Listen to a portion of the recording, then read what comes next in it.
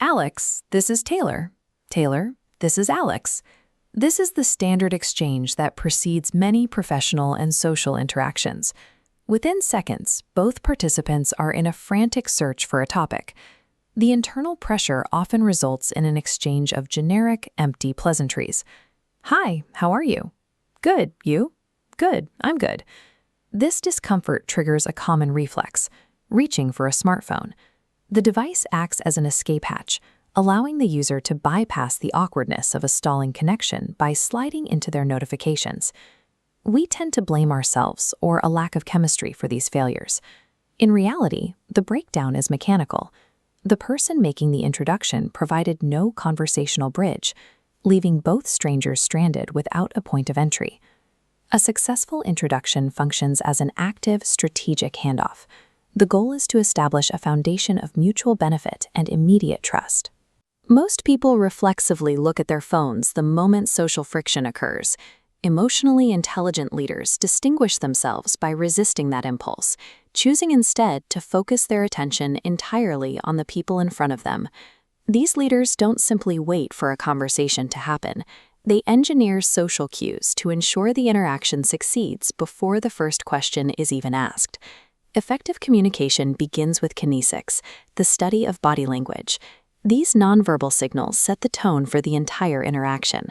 Confidence has a specific physical geometry. By pointing your eyes, feet, and heart squarely toward the speaker, you demonstrate that they have your undivided focus. Small micro-expressions reinforce this presence. Raising your eyebrows while listening signals that you are engaged and actively processing the information being shared. Mastering these physical cues helps build social stamina, making it easier to navigate momentary discomfort without retreating to a screen. Once the physical baseline is established, we can address the verbal mechanics. Questions like, "Where are you from?" or "What do you do?" often lead to dead ends because they are too narrow. To fix this, provide the respondent with a broader target. Instead of a single question, offer a choice.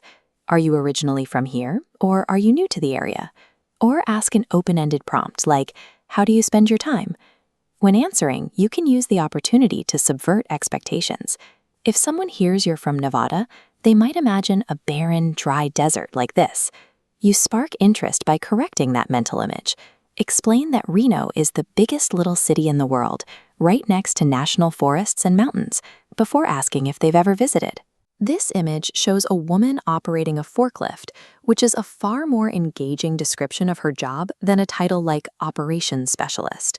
By describing the physical actions of your work, like managing inventory or shipping, you make your role relatable.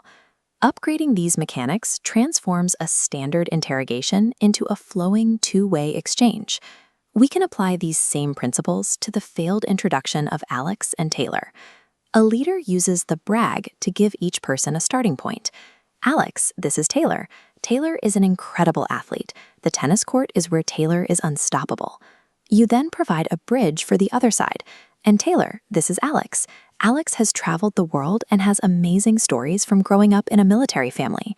Repeating their names throughout this exchange is a tactical move. It reduces memory friction, ensuring that neither person has to deal with the awkwardness of forgetting a name moments later. This structure provides both participants with a pre-built conversation track. It removes the immediate pressure to invent a topic, allowing the interaction to transition into a natural flow. This isn't just a conversational trick. It's based on a deeper psychological principle of setting expectations. By verbally attributing positive qualities to someone, you give them a reputation to live up to. You are essentially setting a standard for their behavior in that moment.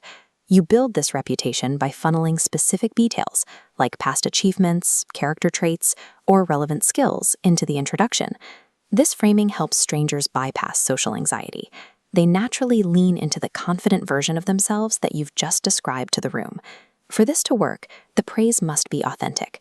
If the attribution feels insincere or exaggerated, it destroys the foundation of trust you are trying to build. When done correctly, the effect spreads outward. One person using these mechanics can shift the energy and comfort level of an entire group. Emotional intelligence is the active ability to shape a social environment. By mastering these cues, Leaders create spaces where everyone feels valued and capable of making a connection.